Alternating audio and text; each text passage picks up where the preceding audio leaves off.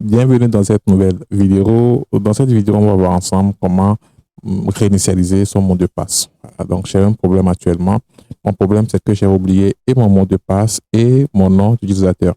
Donc, en 5 minutes chrono, on va essayer rapidement de voir comment y remédier. Alors, pour commencer, nous allons redémarrer notre machine ici rapidement. Et lors du redémarrage, il y a une partie qu'on appelle crop qui va démarrer, et ici, c'est cette partie, on va appuyer sur la touche E pour l'éditer. Donc, on va éditer la ligne Linux et on va ajouter deux paramètres. Sinon, on va ajouter un paramètre et modifier l'autre. Alors, ici, avec le row, donc qui signifie read only, on va modifier ça en RW, qui signifie read, write, donc en lecture et en écriture.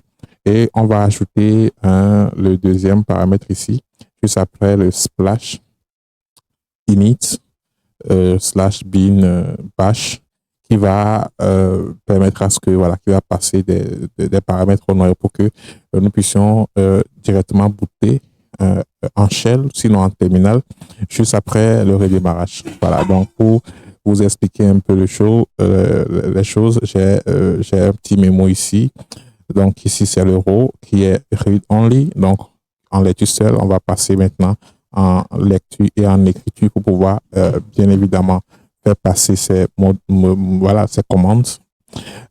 Après, on va aussi passer cette paramètre vers le noyau pour permettre à ce que nous puissions booter en mode shell, sinon en mode terminal, juste après redémarrage. Voilà.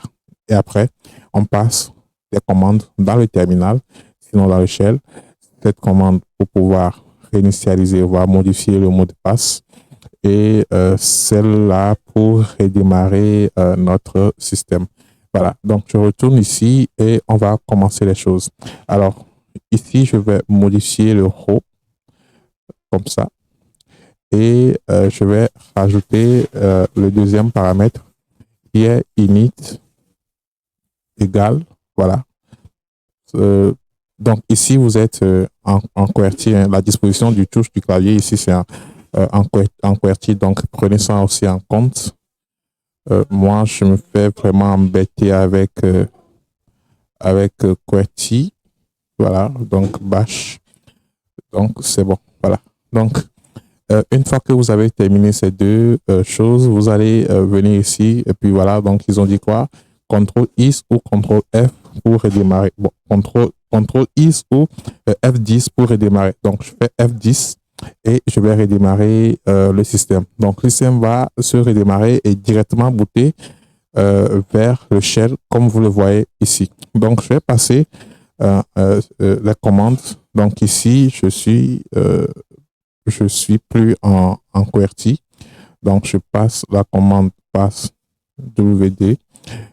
Ici je vais renseigner le nouveau mot de passe qui est voilà, très simple comme ça. Je vais encore le renseigner ici et c'est bon. Donc ça n'a pas marché parce que les deux mots de passe n'ont pas de c'est-à-dire il n'y a pas de correspondance en fait. Donc ça ne se ressemble pas. Donc je recommence. Et c'est bon. Voilà. Donc ici on me dit que le mot de passe a été mis à jour avec succès. C'est bon. Maintenant, je vais retrouver mon nom d'utilisateur. Donc ici, pour retrouver mon nom d'utilisateur, c'est très simple, hein. Je vais juste voir les dossiers personnels qui sont présents. Donc, pour voir les dossiers personnels, vous allez ici. Donc, vous faites CD/home. Donc, dans votre répertoire home, vous avez tous les dossiers personnels là-bas, comme ça. Et vous allez voir les dossiers personnels qui sont là pour vous rappeler un peu du nom d'utilisateur. Donc, il n'y a que le dossier ITLab. Voilà, un dossier personnel qui est ITLab, qui est mon nom d'utilisateur en fait, qui est mon dossier personnel et aussi mon nom d'utilisateur. Voilà, donc c'est bon. Ici, je vais faire la commande reboot F pour forcer le redémarrage, tout simplement. Donc, le système va se redémarrer. Donc maintenant, on va renseigner un le nom d'utilisateur qui est ITLab, suivi du mot de passe que j'ai voilà, modifié juste après. Et là, vous le voyez très bien que je suis maintenant avec mon système, mon ancien système, toujours avec mes données. Voilà, donc mes données personnelles, tout ça. Donc, je ne vais pas aller trop dans mes données personnelles pour que vous puissiez voir les choses que j'ai là-bas. Mais je vous ai montré rapidement comment vous pouvez modifier, voire réinitialiser le mot de passe de votre session d'utilisateur sous Linux, en l'occurrence sous Kali, voire Debian. Toutefois, si vous avez ce genre de problème.